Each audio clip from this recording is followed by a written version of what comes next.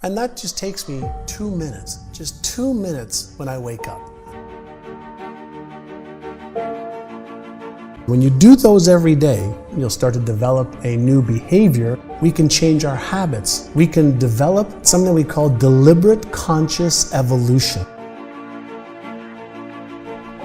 All of the latest research shows that it takes an average of 66 days. In the old days, it used to be 21 days, but that's just because of old book back in 1970s called Psycho-Cybernetics. Maxwell Maltz, he noticed that when people had facial reconstruction done through plastic surgery, that even when they looked in the mirror after the surgery, they didn't see a change. And it took about 21 days for them to start saying, oh wow, okay, I can see some differences. And he realized that it wasn't the eyes that see, it's the brain that sees. So the brain shifts through repetition. So when we talk about how do we create rituals or how do we change habits that last, the first thing is to have a different expectation than I'm going to change in a day or a week or in 21 days. Whenever I try to change anything, my number one rule is 100 days or I don't even start. It's a 100-day commitment. The expectation of following through, I make pre-commitments in advance. So if I say, let's say I'm going to stop drinking coffee. I say, okay, I'm going to stop drinking coffee. I commit to it for 100 days. And then I write out, well, what will you do in the morning when you wake up and you want a coffee? What will you do when you're at a restaurant with friends and everybody's having a coffee? What will you do? So you counter any of the behavior when you know the trigger is going to happen. Every habit has 3 parts to it. There's something that triggers the emotion, there's the behavior, and then there's the neurological and biological reward. So when you understand the habit part of any ritual, you understand that because we are conditioned a certain way, we're going to have a trigger. Whether it's a flower, whether it's waking up, whether it's a girl or a guy or children coming home, it triggers a response in the brain or reaction in the brain. Well, if we change the behavior over the course of 100 days, we'll still get the reward. And if we pre-commit to what we're going to do when we say, maybe today I'll have the coffee and tomorrow I won't. Well, if you pre-commit in advance that you're not going to take that action, then that's step 1. Step 2 is when you have the trigger, if you interrupt the behavior for 1 or 2 or 3 or 4 minutes, you interrupt the neural pattern in the brain also. So you come up with strategies is when I feel like having a coffee or dessert or the pizza, then here's what I'm going to do instead for 5 minutes, and that way I can interrupt the pattern. If you do that long enough, you'll start to develop a new neural pattern, you'll start to develop a new behavior, and if you do it for at least 66 days, but preferably 100 days, you'll start to develop a new way of thinking and being and doing that will overshadow the other pattern in the brain. There's a psychology behind it, but there's also the neurological processes of the brain, and what happens is our brain doesn't like change.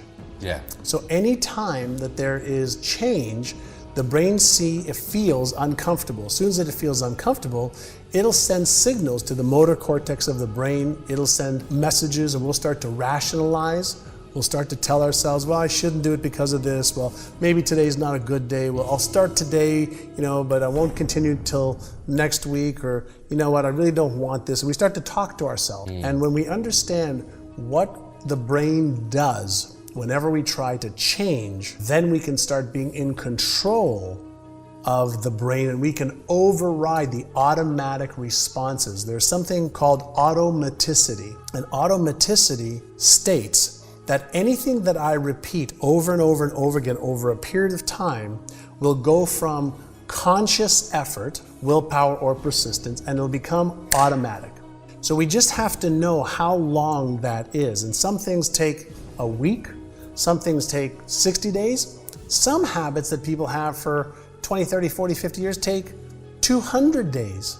And so you start off with a 100-day window and you ask yourself, am I willing to give a little bit of effort for 100 days to remove this destructive either thought pattern or destructive behavioral pattern in order for me to have something greater and better than what I have right now? When I wake up in the morning, the first thing I do is I do a gratitude exercise where I ask myself, usually in bed, what am I most grateful for today?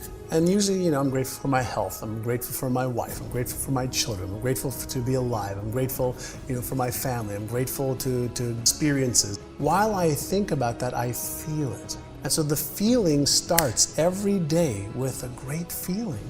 And then I go to exercise to take care of my body. Usually 1 hour, I just do it to give my body the physical exercise. Then as soon as I finish my exercise, so then in my gym, I have two things. I have a vision board for my physique and my body and my health, but then I also have something called an achieved board. Some of the things that I achieved in the past. So before I go into my meditation, I look at my achieved board. I get emotionally associated with it to remind myself that when I set my mind to achieve something, I can do it. Most people focus on what's not working. This isn't going well. This didn't work. I want to remind myself every day of look how many things I was able to accomplish by being clear, by being passionate, by using these rituals. And then I look across, because I have a mirror in the gym, and I say, I love you the way you are. I accept you just the way you are, with all of your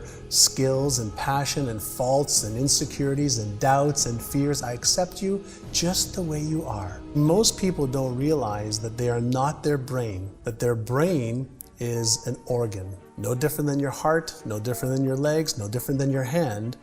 And since we're not our brains, we can learn how to use the different parts of our brain. But for the first time in the history of our species, hundreds of thousands of years on the planet, we're finally, in the last 10, 12 years, able to look a little bit inside the brain. And there's more circuitry in your brain than there is in all the telephones connected in the whole world. There's more circuitry in your brain than there are stars. And so when you start to go, wow, there's some real power within me, and if I learn how to use it a little bit better, maybe I could be happier, healthier, wealthier, have more purpose, have more meaning in my life. And so when you start to realize that you have so many gifts on top of the challenges that we all have, everybody has problems, everybody has things they're insecure about, they don't have confidence around, they don't have certainty. But that's everybody. So the key is to understand that, we have an amazingly powerful tool that creates our reality, and we're able to teach it to look for and find what we want it to create. So reality doesn't exist outside of here. We're in the field of everything, and we can teach our brain to see things that we didn't see before.